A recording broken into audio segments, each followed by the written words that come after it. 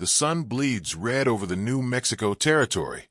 A weathered cabin sits alone in a canyon, smoke rising from its chimney. The surrounding cliffs cast long shadows. Jake McCall, 30s, sun-weathered, quiet eyes, tends to his horse outside. He's a drifter, a former Army scout trying to forget what he's seen. Suddenly, the morning birds go silent. Jake's hand moves instinctively to his rifle. He scans the ridgeline. Figures emerge. One by one. Dozens. Then hundreds. Apache warriors, painted for war, surrounding the canyon on all sides. Jake, under his breath, Lord have mercy. He backs toward the cabin, never turning away from the ridge.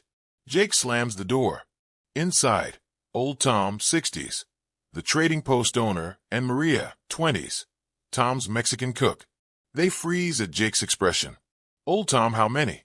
Jake, all of them. Tom moves to the window, peers through a crack in the shutters. His face goes pale. Old Tom, sweet Jesus.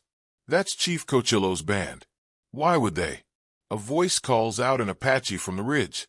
Strong, commanding. Maria, crossing herself. They want someone to come out. Jake, nobody's going anywhere. Another call. Closer this time. Old Tom, that's the chief himself. He's asking for you, Jake. By name. Jake's jaw tightens. He moves to the window. Chief Cochillo, 50s, scarred face, eyes like flint, sits on a painted horse. Beside him, a young woman, Ayasha, 19, the chief's daughter. She wears deerskin and turquoise, her long black hair moving in the wind. She stares at the cabin with an intensity that could burn through wood. Ayasha in Apache, subtitled. He is there. I know he is there. Chief Cochillo, in Apache. Are you certain this is the one? Ayasha, in Apache. I would know his face anywhere, father. Even in darkness. Even in death. The chief raises his hand. The warriors notch arrows. Jake, Tom, 6 months ago, when I rode through Apache territory, there was a raid. Comancheros attacking a village. I tried to stop it. OLD Tommy, what? Jake, there was a girl. Couldn't have been more than 13. They had her tied to a horse. I cut her loose, killed 2 of them, sent her running into the hills. Jake closes his eyes, remembering. Jake, untamed. I thought she made it. I thought she was safe. Maria, maybe she was. Maybe that's why they're here. Old Tom, or maybe they think you're one of the raiders. Another call from outside. This time a woman's voice. Speaking English. Ayasha, OS, Jake McCall. I know you hear me. Jake's eyes widen. He opens the shutter slightly. Ayasha has ridden forward, alone, stopping 50 yards from the cabin. The morning sun lights her face. Her eyes find the window, find Jake. Ayasha, 6 moons ago, you saved my life. You bled for me. You asked for nothing. Cabin continuous. Jake stares, stunned. The girl he saved was just a child. This woman before him. Ayasha, OS, my father says you are a good man lost among bad men. He says this is why you run. This is why you hide. EXT Canyon continuous. Ayasha, but you cannot hide from honor. You cannot run from debts unpaid. She gestures to the warriors surrounding them. Ayasha, untamed. These warriors do not come for your death. Jake McCall. They come to bear witness. Chief Cochillo, in Apache. Ayasha takes a deep breath. Tell him, daughter. When she speaks again, her voice carries across the canyon. Ayasha, my father offers you a choice. Ride away now, and we will never follow.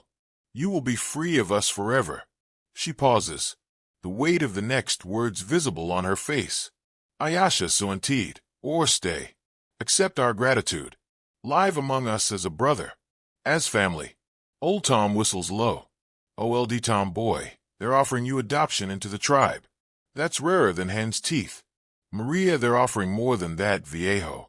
Look at the girl's eyes. Jake does. Even from this distance, even through the shutter, he can see Ayasha's gaze hasn't left him. Jake, quietly, I can't. I'm a white man. I've got blood on my hands. Old Tom, you've got a chance at something most men never find. A place to belong. Maria, and someone who sees you for who you really are. EXT Canyon continuous. Ayasha still waits, her horse stamping impatiently. Behind her, 200 warriors sit motionless. The sun continues its climb. Ayasha calling out, I have waited 6 moons to find you. Jake McCall. I will not wait forever. Jake looks at his rifle, his saddlebags, all the running he's done. Then back at the window. At Ayasha. For the first time in years, he smiles. He opens the door. Jake steps out into the morning light, unarmed. He walks slowly toward Ayasha. The warriors watch. Silent. Judging. Jake stops 10 feet from her horse. Looks up at her. Jake, I'm not a good man. I've done things. Ayasha, you saved me when you could have ridden past. What a man does when no one watches. This is who he truly is. Jake, your father might not want a white man. Ayasha, my father wants his daughter happy. And I. She dismounts, landing gracefully. Steps close to him. Close enough that he can see the scars on her wrists where the ropes had been. Ayasha, so indeed. I have dreamed of your face every night since that day. I have searched every trail, every town. I will not lose you again. Jake looks past her at Chief Cochillo. The old warrior's face is stone. Then slowly he nods. Jake, to Ayasha, I don't know your ways. I don't speak your language. Ayasha smiling, then I will teach you. She takes his hand, his scarred, calloused hand, and places it over her heart. Ayasha, so indeed. This is the only language that matters. Behind them, the warriors begin to sing. A song of honor, of homecoming. Jake looks at Ayasha, at the warriors, at the vast sky above. For the first time since the war, he feels like maybe, just maybe, he can stop running. Jake, quietly, what do I do now? Ayasha, now. We ride home. She gestures to a painted horse led forward by a warrior. Not a prisoner's horse. A gift. Chief Cochillo rides down from the ridge, stops beside them. Chief Cochillo, in English, heavily accented. You saved my daughter. Now you are my son. This is our way. He extends his arm. Jake clasps it. Warrior to warrior. Chief Cochillo, so indeed. You have much to learn, white man. But Ayasha is patient. Ayasha laughs. A sound like water over stones. Ayasha, he lies. I am not patient at all. Jake mounts the painted horse. Ayasha remounts hers. Side by side, they turn toward the rising sun. The 200 warriors turn with them, not surrounding, escorting.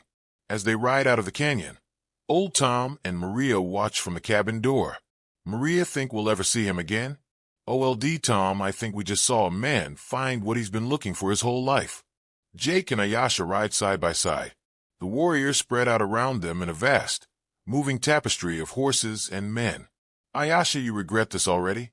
Jake, looking at her, no. For the first time in a long time, no. She smiles, reaches across the space between their horses. He takes her hand. They ride toward the mountains, toward a future neither could have imagined. Behind them, the cabin grows small. The old life falls away. Ahead, a new world waits.